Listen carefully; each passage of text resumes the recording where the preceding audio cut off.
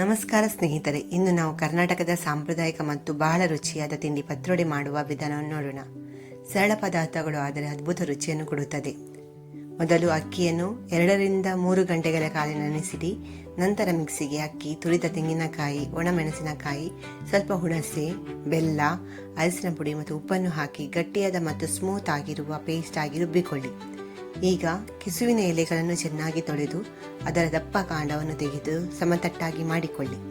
ಒಂದು ಎಲೆಯನ್ನು ತೆಗೆದುಕೊಂಡು ಅದರ ಮೇಲೆ ತಯಾರಿಸಿದ ಮಿಶ್ರಣವನ್ನು ಸಮವಾಗಿ ಹಚ್ಚಿ ಅದರ ಮೇಲೆ ಮತ್ತೊಂದು ಎಲೆಯನ್ನು ಇಟ್ಟು ಮತ್ತೆ ಪೇಸ್ಟ್ ಹಚ್ಚಿ. ಹೀಗೆ 3-4 ಲೇಯರ್ ಮಾಡಿ. ನಂತರ ಎಲೆಗಳನ್ನು ಸೈಡ್ನಿಂದ ಮಡಚಿ ಬಿಗಿಯಾಗಿ ರೋಲ್ ಮಾಡಿ. ಈಗ ಈ ರೋಲನ್ನು ಆವಿಯಲ್ಲಿ ಸುಮಾರು 30-40 ನಿಮಿಷ ಬೇಯಿಸಬೇಕು. ಬೇಯಿಸಿದ ನಂತರ ಸ್ವಲ್ಪ ತಣ್ಣಗಾಗಲು ಬಿಡಿ.